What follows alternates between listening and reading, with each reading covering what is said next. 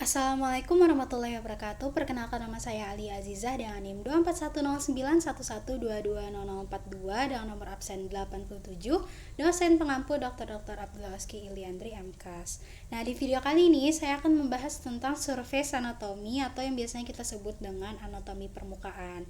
Nah, sebelum kita mempelajari lebih lanjut, sebaiknya kita tahu gitu apa definisi atau pengertian dari surface anatomi. Nah, surface anatomi itu merupakan studi tentang ciri-ciri eksternal tubuh atau suatu organisme, dan ini berkaitan dengan ciri-ciri anatomi yang dapat dipelajari dengan penglihatan tanpa harus melakukan pembedahan. Nah, kemudian kita akan mengenal juga bidang-bidang anatomi, yaitu ada bidang median sagital, yaitu garis khayal yang membagi tubuh secara simetris menjadi separuh kanan dan separuh kiri. Kemudian ada bidang frontal atau koronal, yaitu garis khayal yang tegak lurus yang membagi bagian tubuh menjadi dua bagian, yaitu depan dan belakang. Dan bidang horizontal atau transversal, yaitu bidang khayal yang tegak lurus terhadap bidang frontal dan median dan membagi tubuh menjadi dua bagian, yaitu bagian atas dan bawah.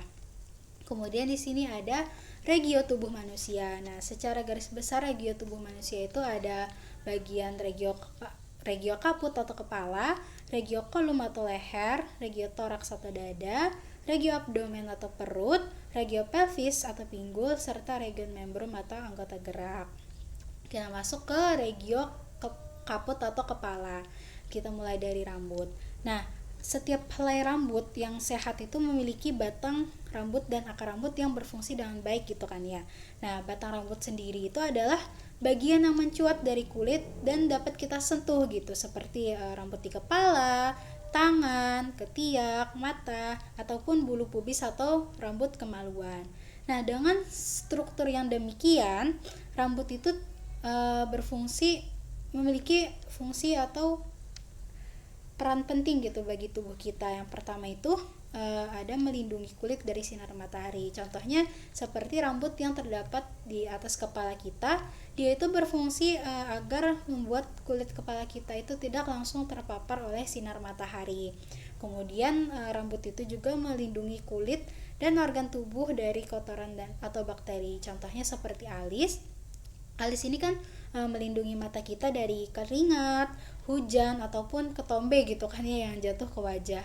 Dan alis ini juga bekerja dengan menyerap materinya gitu, seperti keringat itu bakal diserap dia, dan sudut yang ada pada alis sendiri juga akan mengarahkan materi tersebut agar jatuh dari mata dan tidak mengenai mata. Selain itu juga alis memiliki fungsi untuk mengekspresikan wajah.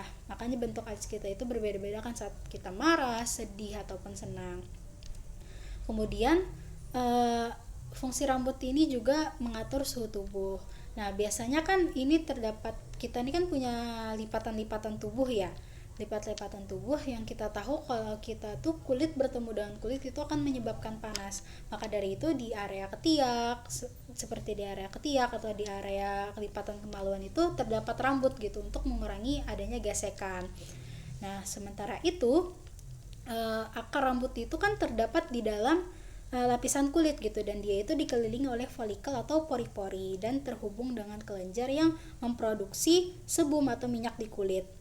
Nah, salah satu fungsi sebum itu sendiri bagi kesehatan kulit itu adalah untuk menjaganya agar tetap terhidrasi gitu dan tidak kering. Sehingga contohnya nih seperti batang rambut kita itu tidak mudah patah dan dapat menjalankan fungsinya sendiri itu dengan baik. Kemudian kita masuk ke bagian nasal atau hidung. Nah, hidung ini berfungsi sebagai saluran udara kan ya, saluran udara luar untuk masuk ke dalam tubuh kita gitu. Nah, pertanyaannya, mengapa sih bentuknya itu seperti ini gitu? Kenapa lubangnya itu mengarah ke bawah gitu? Kenapa tidak di depan? Ataupun kenapa bentuknya seperti ini segitiga? Ada dari pertanyaan-pertanyaan itu, hidung manusia ini kan didesain sedemikian rupa, itu tentunya memiliki peran dan fungsinya tersendiri gitu. Seperti lubang hidung yang mengarah ke bawah itu ya, itu orientasi ini dapat memberikan perlindungan gitu terhadap unsur-unsur lingkungan. seperti lubang hidung yang menghadap ke bawah ini dapat mengurangi masuknya kotoran dan kelembapan dari atas, sehingga memperkecil kemungkinan air atau kotoran itu masuk langsung ke saluran hidung atau pernafasan. Nah, dan bentuknya yang demikian rupa ketika angin itu berhembus mengenai wajah kita, mengenai muka kita, itu dia akan secara otomatis kita akan mengalirkan dari kiri ke kanan karena bentuk hidung kita yang seperti ini. Nah, istimewanya dari hidung ini juga ia memiliki tulang rawan nih atau tulang kartilago. Nah, tulang rawan ini memiliki sifat unik yaitu fleksibel dan lentur. Namun dengan sifat uniknya itu dia itu tetap kuat gitu. Dan kombinasi inilah yang memungkinkan tulang rawan ini untuk memberikan dukungan struktural pada tubuh seperti bertindak sebagai pelindung, sebagai bantalan pelindung untuk struktur internal hidung seperti pembuluh darah dan saraf, namun tetap memungkinkan kita untuk melakukan gerakan. Nah, kita masuk ke bagian telinga lagi. Nah, struktur telinga ini terbentuk dari auricula atau daun telinga dan kanal pendengar eksternal. Nah, auricula ini terbentuk oleh tulang rawan juga yang melekat erat pada kulit yang miring. Nah, ini berfungsi untuk menangkap suara dan melokalisasi suara. Dan fungsi utama daun telinga ini dalam proses mendengar juga adalah sebagai penangkap gitu dan pengumpul gelombang suara dari luar yang selanjutnya akan diantarkan ke gendang telinga atau telinga bagian tengah melalui lubang dan saluran telinga luar. Nah, apabila seseorang itu tidak memiliki daun telinga, maka fungsi pendengarannya itu juga akan ikut terganggu gitu, seperti sulit untuk mendengar lebih jelas ataupun lebih keras. Nah, auricula ini juga membentuk cekungan yang disebut dengan konka dan bagian pinggirnya ini disebut dengan helix. Dan di sini juga ada terdapat lobulus atau cuping telinga.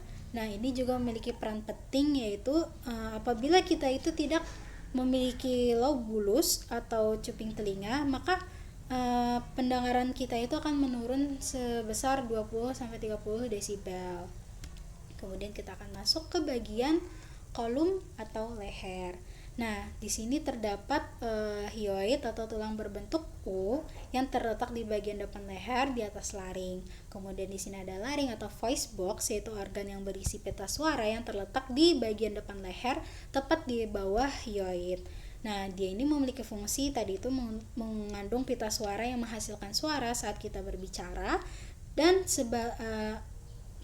sebagai jalan masuk udara ke dalam trakea. Kemudian di sini ada tiroid. Tiroid ini merupakan kelenjar endokrin yang terletak di bagian depan leher di bawah laring dan berfungsi untuk mengatur metabolisme tubuh dengan memproduksi hormon tiroid. Kemudian di sini ada trakea, yaitu batang tenggorokan yang merupakan saluran udara dari laring ke paru-paru yang berfungsi untuk mengalirkan udara dari laring ke paru-paru. Kemudian di sini juga ada otot-otot leher ya yang memungkinkan gerakan kepala dan leher serta membantu dalam menelan dan bernafas. Next, kemudian ada toraks. Nah, toraks atau dada ini memiliki beberapa bagian gitu kan ya, seperti seperti sternum.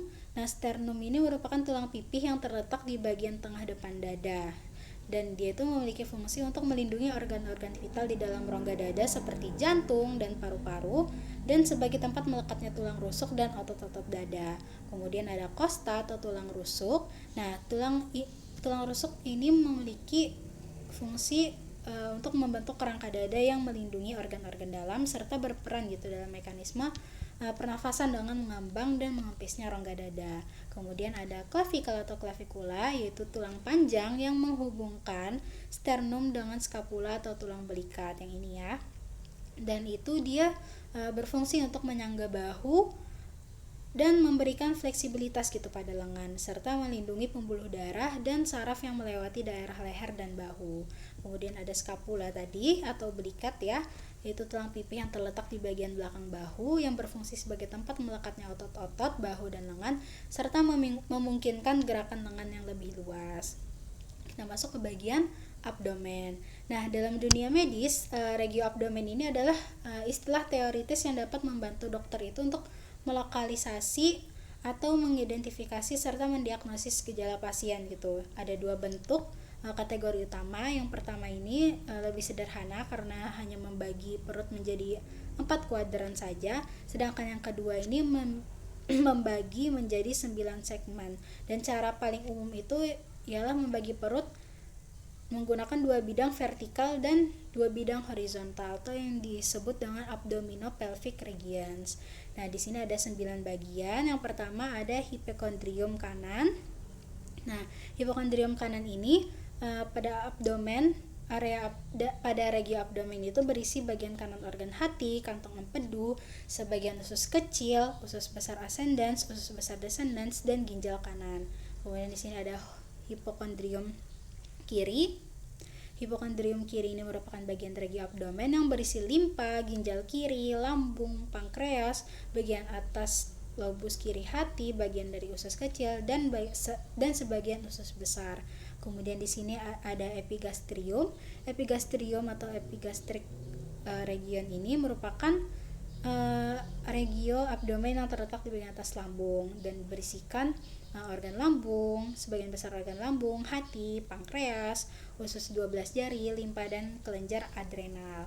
Kemudian di sini ada lumbar kanan atau right lumbar region yang terdiri dari kantong empedu, usus besar ascendens, sebagian besar organ hati, dan ginjal kanan. Kemudian ada lumbar kiri. Nah, lumbar kiri atau left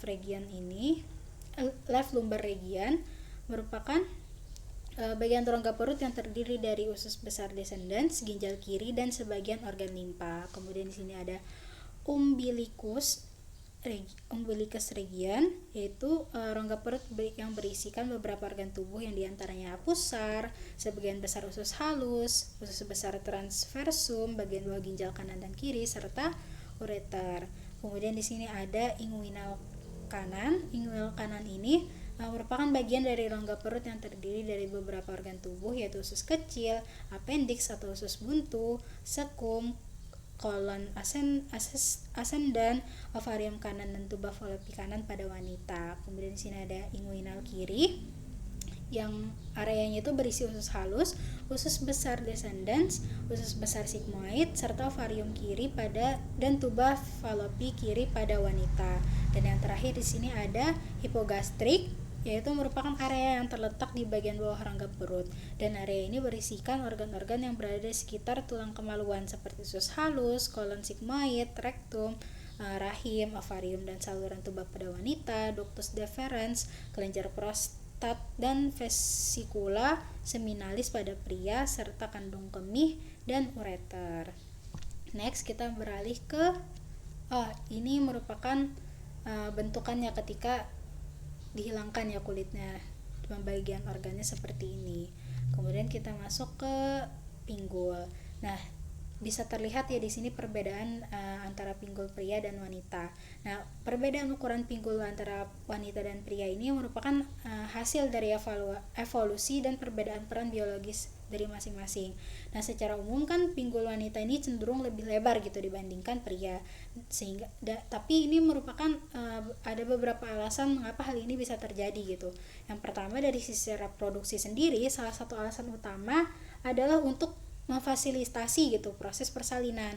Dengan pinggul yang lebih lebar itu memberikan ruang yang cukup bagi bayi untuk melewati jalan lahir. Kemudian untuk menyimpan lemak.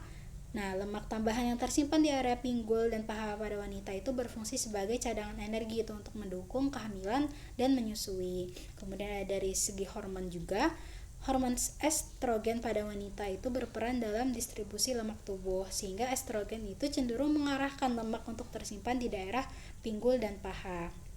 Kemudian ada testosteron pada pria, yaitu hormon testosteron yang lebih dominan ya, yang cenderung membuat lemak itu tersimpan di area perut. Kemudian dari struktur tulang juga, struktur tulang panggul wanita itu secara alami itu lebih lebar dan lebih bulat dibandingkan pria, sehingga hal ini mengakomodasi pertumbuhan janin dan proses persalinan. Kemudian ada alat reproduksi. Dari sini bisa dilihat dari sistem reproduksi pria itu terdiri dari testis, epididymis, serta saluran ejakulasi dan penis.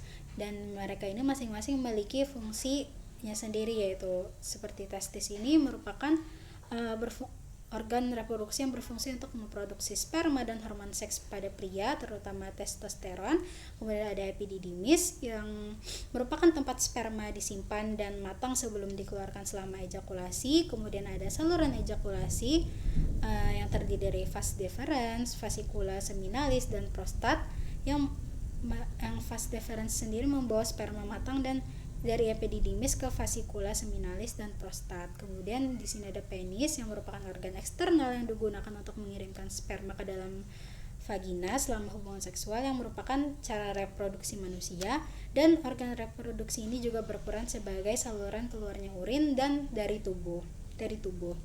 Nah, sama seperti sistem reproduksi pria, sistem reproduksi pada wanita itu juga terdiri dari berbagai organ sistem yang terdiri dari serangkaian organ penting gitu, seperti ovarium atau indung telur, tuba falopi, uterus, cervix, vagina, dan vulva. Nah, seperti ovarium kan memiliki fungsi sebagai tempat produksi sel telur atau ovum serta hormon seks wanita seperti estrogen dan progesteron. Kemudian ada tuba fallopi yang menghubungkan antara ovarium dan rahim. Kemudian ada uterus atau rahim gitu ya, merupakan organ sistem reproduksi yang berbentuk seperti buah pir yang dimana tempat tumbuh dan berkembangnya janin selama kehamilan. Kemudian ada cervix, organ sistem reproduksi yang merupakan leher rahim yang menghubungkan rahim dengan vagina. Kemudian yaitu ada vagina, yaitu saluran elastis yang menghubungkan cervix dengan bagian luar tubuh. Selain sebagai saluran untuk menstruasi juga dan persalinan, organ sistem reproduksi ini juga merupakan tempat masuknya penis selama hubungan seksual. Nah, dari apa yang saya paparkan dari tadi dapat disimpulkan gitu ya, kita mempelajari anatomi permukaan itu sangat penting karena pengetahuan inilah yang memungkinkan seseorang itu untuk memahami letak struktur tubuh yang dapat dilihat dan diraba dari luar. Sehingga dengan mengenali anatomi permukaan, tenaga medis itu dapat mendiagnosis gitu kondisi pasien dengan lebih efektif. Kemudian juga melihat kompleksitas dan kesempurnaan tubuh manusia yang begitu terstruktur dan teratur gitu dapat memperkuat rasa kagum kita dan keimanan kita terhadap Sang Pencipta juga. Dan pengetahuan tentang anatomi ini juga dapat membuat seseorang itu lebih menyadari gitu kebesaran dan keajaiban ciptaan Allah, karena tubuh manusia ini adalah sistem yang sangat kompleks gitu dan dirancang dengan keseimbangan yang sempurna, sehingga pemahaman ini jugalah yang membawa kita kepada refleksi spiritual dan rasa syukur yang lebih mendalam atas kehidupan yang telah dianugerahkan. Mungkin sekian dari saya. Wassalamualaikum warahmatullahi wabarakatuh.